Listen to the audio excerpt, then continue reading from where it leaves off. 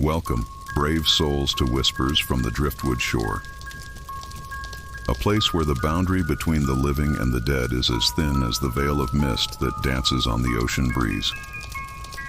Tonight I invite you to join me as we step into a story of isolation, mystery, and haunting, a journey to a forsaken beach house where the echoes of the past are not just memories, but warnings. Are you ready to uncover what lies within? Then let us begin, for this tale is not for the faint of heart, and the secrets of Driftwood Cottage wait for no one. I approached the beach house, a silhouette against the dying light. The air carried a briny tang mixed with something else, something off. My friend Jake had laughingly dared me to spend a night alone in the infamous Driftwood Cottage, a place notorious among the locals for its eerie history and unexplained disappearances. I never could resist a challenge, nor the opportunity to prove my bravery. The house, a weather-beaten structure, seemed to lean slightly, as if weary from bearing witness to untold horrors. The setting sun painted the sky in hues of blood and fire, an ominous backdrop that sent a shiver down my spine. I unlocked the front door, the key cold and heavy in my hand, and stepped inside. The interior was cloaked in shadows, the air stale and heavy with the scent of mold and decay. I fumbled for the light switch, my heart pounding in the silence that was only broken by the distant mournful cry of a seagull. The lights flickered to life, revealing a living room that time had forgotten, draped in dust-covered sheets and spider webs.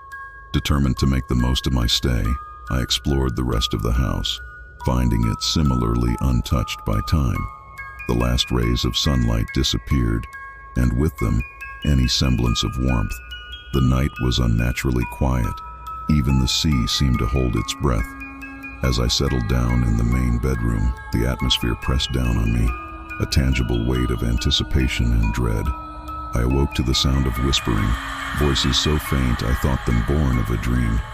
But they persisted, growing louder, drawing me from the warmth of my bed.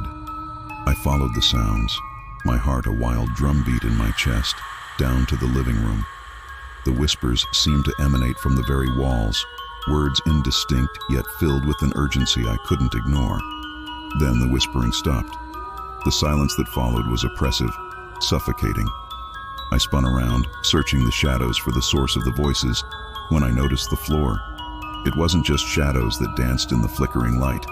There were footprints, wet and sandy, leading from the door to right where I stood, and then back to the door, as if something had come in from the sea, inspected me in my sleep, and then returned to the depths. Panic seized me, and I ran to the door, throwing it open to the night. The beach lay serene under the moonlight, the waves gently lapping at the shore. But there, at the edge of the water, stood a figure, ethereal and shimmering, its back to me. I called out, my voice lost to the wind.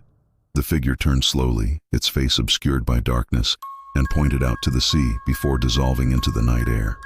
I spent the rest of the night pacing the floor, every creak and moan of the house, a signal of unseen horrors lurking in the darkness. By the first light of dawn, I fled Driftwood Cottage, the image of the ghostly figure etched into my memory. To this day, I cannot explain what I witnessed. The locals speak of ancient spirits and curses born of tragedy. Some say the beach house is a gateway between worlds, a place where the veil is thin, and those lost at sea return to walk the earth once more. I do not know what to believe, only that there are things in this world beyond our understanding, and some places are best left unexplored.